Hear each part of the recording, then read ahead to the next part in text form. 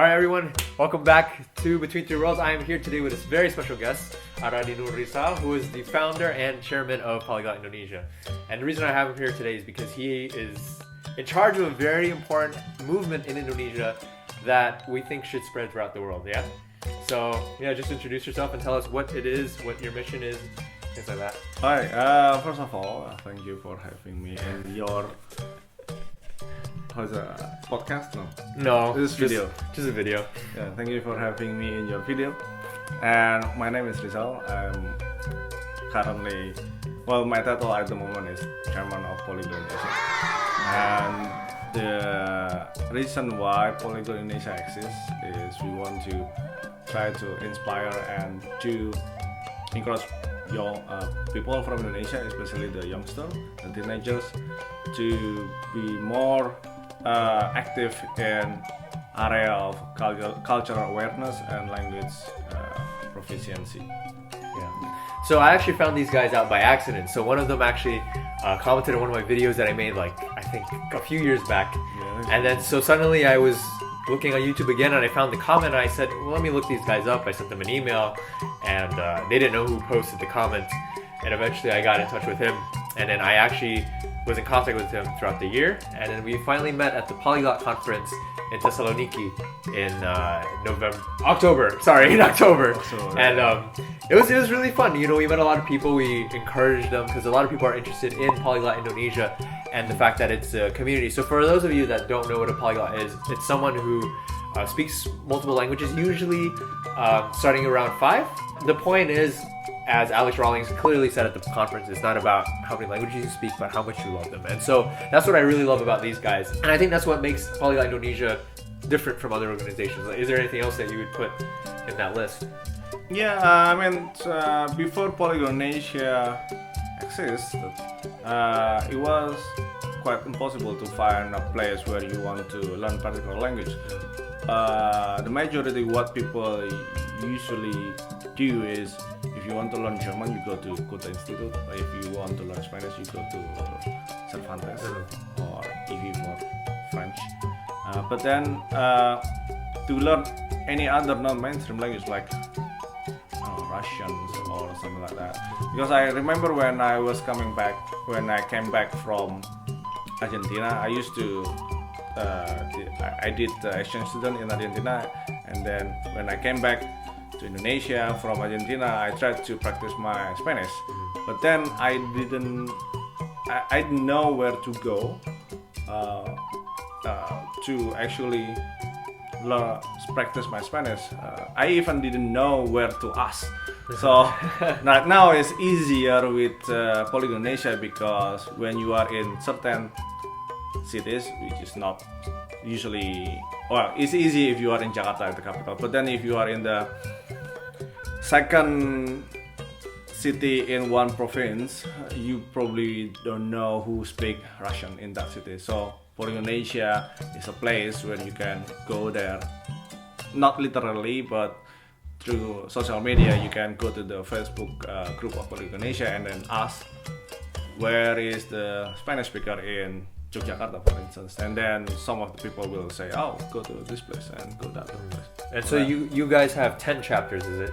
Yeah. At the moment we are 10 chapters, and then we are we are doing a trial in, I think, 3 cities in Indonesia. Yeah. So you got to remember that Indonesia is a country of 250 plus million now. Yeah, 250 plus million. Yeah, and Indonesia is huge. So if you take it on a map, Sumatra, like the end, like Aceh, is actually around, let's say, Seattle, Washington, and then all the way on the bottom would be about Florida.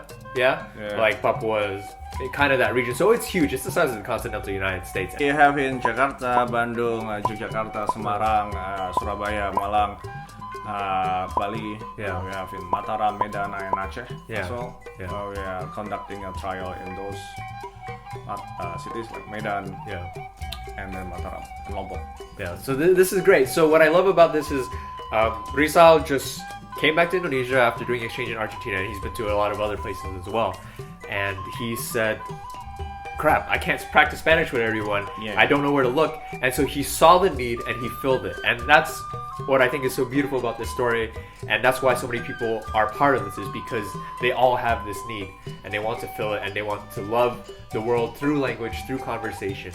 And they just enjoy themselves. Like an average gathering is pretty fun. There's one very often. Like, yeah, I think very often. I think it depends on, because it's voluntary based. Yeah, so it depends on the time and then the busyness of the people in those chapters.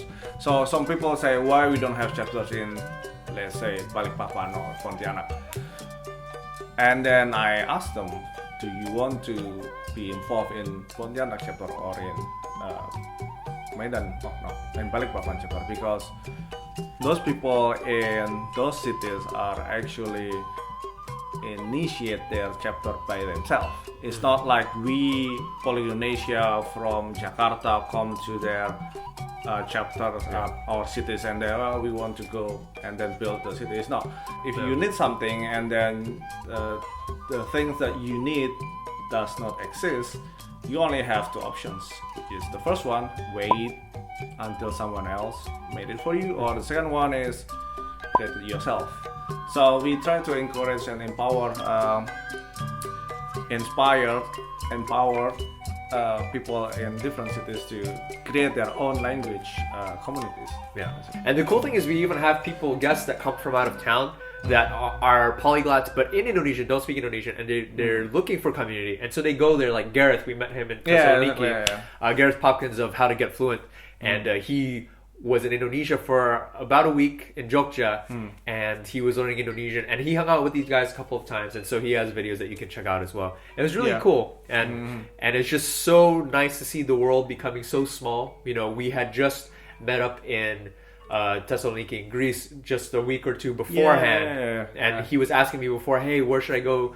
Should I go to Malaysia to learn Malaysian or come to Indonesia? And we told him what we thought, whatever, and he came to Jogja, and it was great. The beautiful thing is about this community is suddenly you have friends everywhere. Right? Because before I was involved in Polynesia, I didn't know anything about Aceh. I didn't know anything about Surabaya. I didn't have friends there. But then after Polynesia, I suddenly have friends to visit in Aceh, so I went there. I have friends to visit in Surabaya, so I went there. And Polynesia, since we have the same needs, the same passions and language, we bond a lot faster than normal people meet each other. So we kind of have we have Polynesia family right now, and this is the same things about polyglot communities in general, right? If you for instance, I never met you, I never met Fiel before Thessaloniki actually. That's the first time. But then after we met, it's kind of we didn't have any time to kind of catch up. It's like there was no ice breaking because there was no ice. Exactly. Right? Exactly. Right, and this happened with other people as well. I remember when we were there the first day before the conference. Right. We were we had the dinner, right? And then I was watching one French guy and one French girl trying to learn Mandarin to the other polyglot. Well, he's not Chinese, but he is Malaysian. And he was teaching the French girl Mandarin in French, even though French is not his first language. And then of course it was difficult to learn Mandarin, but then I didn't see any kind of negative stigma towards the French girl, because that's what hinder us to learn language, because we are afraid to make mistakes, right? And these communities, or the Polyglot Indonesia communities especially, try to break down those stigma. So we try to create an environment where you can learn and practice your language without being stigmatized or without being judged. That's important, because we are not judging you, you are lower your wall to try new words. What Rizal was saying is really important because in a lot of Asian cultures, Indonesian included, is we're afraid. We have something called like malu, you know, we get shy to do something because we don't want to get judged and because we're always thinking about what other people are thinking about us, you know. Yeah. So whatever we do, we have to consult the other person to make sure it's okay first and then we go ahead, you know. And so this Yeah. kind of makes it hard for us to learn languages because we're not used to making mistakes because you have to be ready, you know. Yeah, essentially in Indonesia, learning language is more like you are preparing for a test. you Yeah, know? it's not. It's not like learning language. It's more like you have to do this, memorize these tenses and this vocabulary, so you are ready to actually do the TOEFL. Right. But then if you are meeting with someone who say I'm speaking English, your expectation is not he got like high score in TOEFL, but able to converse with you, right? And that's not happening in Indonesia. So Because you know the whole bring your shame on your family thing. It's not a joke. It's not something that you only see in Mulan. It's a real thing. That's what I love about Polyglot Indonesia is it's trying to reverse the culture. It's a culture changer. It's a shifter, and so this is what I think will help Indonesia grow is if we learn to kind of let go of the mistakes and just learn languages for the sake of human flourishing, trying to improve the world. Oh, is that my phone? Oh, it's my dad. Whoops. What are future visions and plans for Polyglot Indonesia? Well, we have really big vision. Like one of the plan that we want to make, we want to help to preserve Indonesian culture, especially in the area of language. So we want to kind of like archive all of the Indonesian indigenous language that we have. We have a lot, like 700 plus, something like that. Yeah. And a lot of this language is actually considered to be endangered. Almost, and because the new generations prefer to they learn Indonesian and they speak Indonesian to each other. Yeah, so if we wanted to imagine it a bit better, people in probably Dallas, Austin, even in Texas, let's say, they would all be speaking with different accents, different vocabulary. Yeah. California would have a different language than Nevada or something like that. And different foods, even if you drive half an hour, you can catch different foods that you don't have in your own town. And this in America is not really a thing.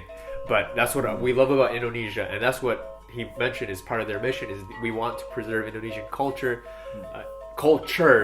because a lot of them are dying out. A lot of them are not learning the old languages, and especially because a lot of them are really complicated. Like the one you speak, Javanese has a lot of registers.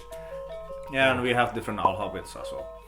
Sorry, alphabet. Yeah, different alphabet as well. And so people are just like, let's just learn Indonesian. Let's just do what makes sense. And then, of course, English now.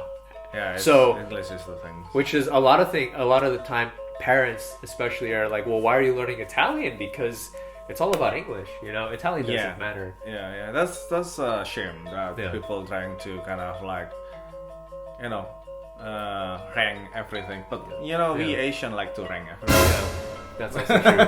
But yeah. So one of the things that we want to do as Polyglot Asia communities, we are non-profit organization right now in Indonesia. So we are legal entity in Indonesia. We want to help people that have passion language to get paid by their passion. So that's one of the things that we want to try. Yeah. So if you, I don't know, if you agree with us, you can go and visit our website and then contact us. Yeah, check them out. polyglotindonesia.org. .org. Org. polyglotindonesia.org. Do take a moment to check these guys out. You can check out the link in the description box below. You can also subscribe to them. They do have a YouTube channel and are working on posting videos again. More videos, hopefully, including things like this, interviews, talks, and just good conversations. Because that's how we learn to love each other and love the world. And so talk to us. Or like Jared, if you want to learn Indonesian from Indonesians, colloquially, not the bahasa baku. Yeah, go talk to us. Yeah, actually, that's a really good point. In Indonesian, there's actually two languages, bahasa baku and bahasa sehari-hari. So, kind of standard language and daily language, and a lot of times people learn bahasa baku, unfortunately, and it makes them sound like a textbook. So we don't want that. Actually, speaking of which, you can watch Lindsay Dow's 9 Reasons to Learn Indonesian, which I'm actually featured in. If you click here, and so that'll give you a good insight as to why. I also gave a talk on that, on why to learn Indonesian at the Polyglot Gathering in May of 2016, which is also Link here. Yeah, link here. Yeah. So check these guys out. They're awesome, and I'm actually a part of them now. I'm their, what is it, international Partnership and outreach for the US and European region. Oh, he changed the title, but yeah, it's No, freaking it's awesome. the same. It's basically that. Basically that written here. Yeah. Over here. Yeah. Alright. So if you're from United States or Europe and you want to have a partnership with us or reach us, you can contact Phil Yeah. as our Representative. director. Yeah. Oh, director. Yeah, better title. Terima kasih semua. It was really great talking to Riza, and we hope Sama-sama. to have more conversations. Yes. Yeah. I hope so. Yeah. We will, I think. Yeah, of course. So say goodbye in Japanese or something. In Japanese? Yeah. Okay. Yeah. Matur suwun konco-konco. Dadah. Dadah. Dadah. What is bye-bye? Oh, Japanese.